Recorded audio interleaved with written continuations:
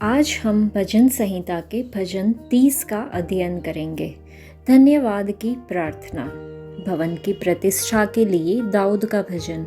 हे यहोवा, मैं तुझे सराहूंगा क्योंकि तूने मुझे खींच कर निकाला है और मेरे शत्रुओं को मुझ पर आनंद करने नहीं दिया। हे मेरे परमेश्वर यहोवा, मैंने तेरी दोहाई दी और तूने मुझे चंगा किया है।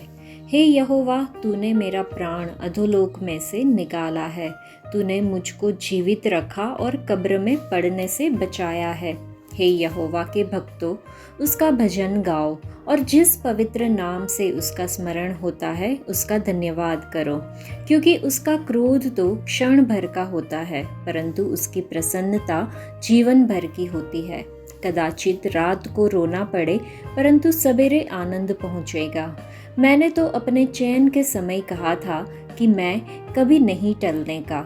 हे यहोवा, अपनी प्रसन्नता से तूने मेरे पहाड़ को दृढ़ और स्थिर किया था।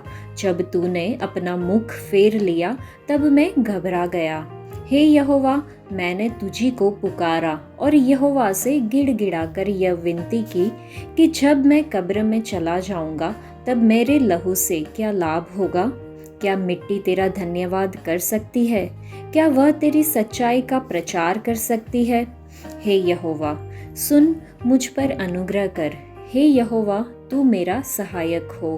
तूने मेरे लिए विलाप को नृत्य में बदल डाला।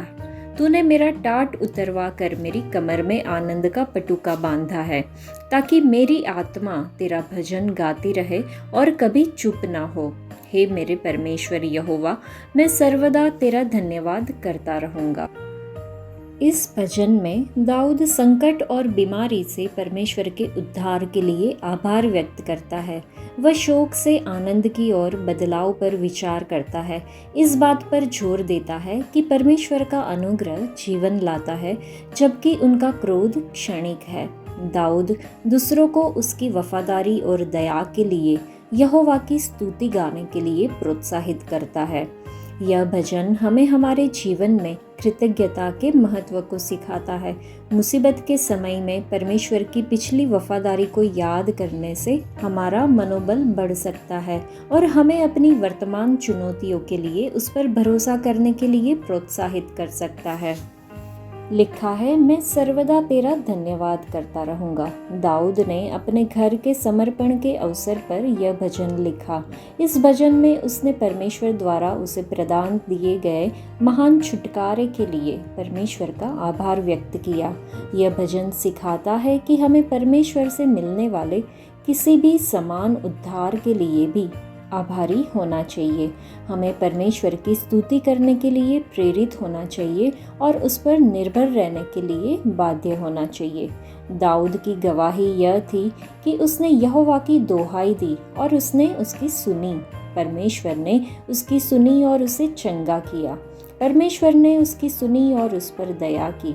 दाऊद खुश था क्योंकि परमेश्वर ने उसके शोक को नृत्य में बदल दिया था। शोक मनाने वाले लोग टाट पहनते थे। परमेश्वर ने उसका टाट उतार दिया और उसका शोक दूर कर दिया।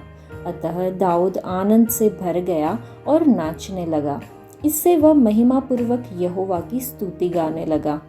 उसने यहोवा को सदैव धन्यवाद देने की घोषणा करते हुए अपना आभार व्यक्त किया। उचित प्रार्थना और आराधना केवल प्रार्थनाएं और सामान्य स्तुति ही नहीं होनी चाहिए। हार्दिक स्तुति और धन्यवाद देना हमारी प्रार्थनाओं पर दिए गए परमेश्वर के उद्धार के लिए एक उचित प्रतिक्रिया है। हम अपने पापों के कारण शोक से भर गए और आनंदित न हो सके। यीशु ने हमें मुक्ति और पापों की क्षमा देने के लिए अपना लहू बहाया। जब हम यीशु में अपने विश्वास के माध्यम से मुक्ति प्राप्त करते हैं तो हमारा शोक दूर हो जाता है और हमें खुशी मिलती है। हमारी कृतज्ञता के प्रतीक के रूप में हमारा दिल हमेशा के लिए प्रशंसा से भरा होना चाहिए। यह हमें उनके प्रेम को साझा करने और उनके उद्धार की घोषणा करने में सक्षम करेगा। जब तक हम इस धरती पर जीवित हैं, तब तक इसे जारी रखा जाना चाहिए।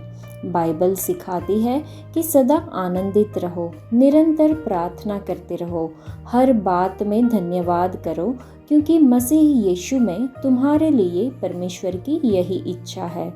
प्रार्थना का निरंतर रवैया और कृतज्ञता का हृदय कठिन परिस्थितियों में भी जीवन को एक आनंदमय अनुभव बना सकता है। तो क्या हम सचमुच खुश हैं कि हमारे पाप माफ़ कर दिए गए हैं और हमारी आत्माएं बचा ली गई है? क्या हम वास्तव में हमारी पुकार सुनने और बीमारी और अन्य कठिनाइयों के समय हमें बचाने के लिए परमेश्वर के प्रति आभारी है? यह हमें खुद को पूछना होगा। इस भजन में हमें पता है कि दाऊद मदद के लिए पुकार रहा है। दाऊद बहुत निराश और हताश महसूस कर रहा था और वह ऐसे जी रहा था जैसे कि वह किसी बड़े गड्ढे में हो। दाऊद मदद और दया मांगते हुए परमेश्वर को पुकारता है। कभी कभी जीवन भारी लग सकता है, हमें ऐसी चुनौतियों का सामना करना पड़ सकता है जिन्हें हम अपने दम पर संभालना नहीं जानते। ऐसे समय में यह स्वीकार करना ठीक है कि हमें मदद की ज़रूरत है। परमेश्वर हमें अपने संघर्षों के साथ उनके पास आने के लिए आमंत्रित करते हैं। जब हम परमेश्वर से दया मांगते हैं तो हम स्वीकार करते हैं कि हमें उनकी ज़रूरत है। हम पहचानते हैं कि हम कमज़ोर हैं और वह सामर्थी है। हे प्रभु मेरा सहायक बन। यह एक सरल प्रार्थना है, लेकिन यह शक्तिशाली है। यह कहने का एक तरीका है कि मैं यह अकेले नहीं कर सकता। परमेश्वर कृपया मेरी मदद करें। जब हम खुले दिल से उनके पास मदद मांगते हुए आते हैं तो परमेश्वर को अच्छा लगता है। परमेश्वर को हमारा सहायक बनना अच्छा लगता है। वह ठीक से जानते हैं कि हमें क्या चाहिए, तब भी जब हम अनिश्चित होते हैं। हमें बस उन पर भरोसा करना है और नम्र हृदय से उनकी मदद मांगनी है। आज चलिए हम अपने दिलों को परमेश्वर के सामने खोलने के लिए कुछ समय निकालें, उनकी दया मांगे और उन्हें हमारा सहायक बनने के लिए आमंत्रित करें। उनकी दया पर भरोसा करें और उनसे कहें कि वे हमारे सामने आने वाली हर परिस्थिति में हमारा सहायक बने। हम चाहे किसी भी परिस्थिति का सामना कर रहे हो, हम यह जानकर ताकत पा सकते हैं कि परमेश्वर हमेशा हमारे मदद के लिए तैयार रहते हैं। आज के लिए इतना ही। परमेश्वर आप सबको आशीष दें। धन्यवाद।